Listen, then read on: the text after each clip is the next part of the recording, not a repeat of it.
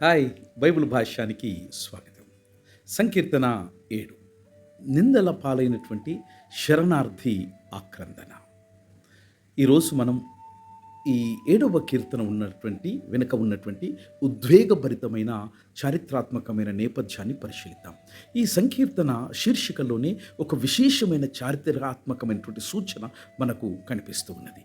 బెన్యామీనీయుడైనటువంటి కూషు విషయమై దావీదు యెహోవా కొరకు పాడినటువంటి షిగాయోను అనేటువంటి కీర్తనగా మనం చూస్తాం. ఈ సూచన మనలను సమూయేలు మొదటి గ్రంథం 18వ అధ్యాయం నుంచి 26 వచనాలలో మనం కనుక్కుంటాం.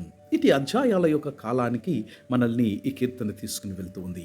అప్పటికి దావీదు రాజైనటువంటి సౌలు చేత నిరంతరము వెంబడింపబడి అరణ్యాలలో శరణార్థిగా జీవిస్తూ ఉన్నాడు.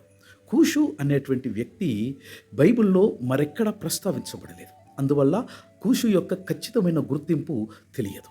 అయితే అనేక మంది బైబిల్ పండితుల యొక్క అభిప్రాయానుసారంగా కూషు అనువాడు బెన్యామీను గోత్రానికి చెందినవాడై దావీదుపై తప్పుడు నిందలు మోపిన వ్యక్తి కావచ్చని బైబిల్ పండితులు భావిస్తారు. ఈ చారిత్రాత్మక నేపథ్యమే ఈ కీర్తనలో వ్యక్తమయ్యేటువంటి నిర్దోషత్వ విజ్ఞాపనకు అర్థాన్ని ఇస్తూ ఉంది. ఇప్పుడు ఈ కీర్తనలో ముఖ్యమైనటువంటి హీబ్రూ పదాన్ని మనము గమనిద్దాం. ఈ కీర్తనను షిగాయోన్ అని పిలుస్తారు.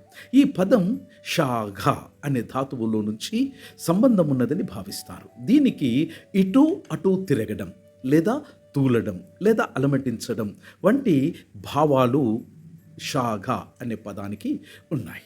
అందువలన షిగాయోన్ అనేది తీవ్రమైనటువంటి భావోద్వేగాలతో, ఆవేదనతో, హృదయ వేదనతో నిండినటువంటి ఒక ఆవేశభరితమైనటువంటి కవితా గానం. దాని అసమాన లయ ప్రాణభయముతో అరణ్యములో పరుగులు తీస్తున్నటువంటి ఒక నిర్దోషి యొక్క హృదయ స్పందనను ప్రతిధ్వనింపచేస్తుంది. సంకీర్తన 7 మనకు ఒక గొప్ప ఆధ్యాత్మిక సత్యాన్ని బోధిస్తూ ఉంది.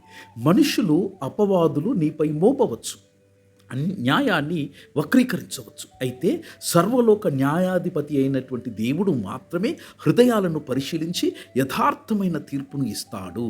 అందుకే దావీదు ప్రతీకారం కోరలేదు. తన నిర్దోషత్వాన్ని దేవుని న్యాయ సముద్రమునందు ఆయన ఉంచినాడు. షెపర్డ్స్ వాయిస్ విన్నందుకు ధన్యవాదాలు. God bless.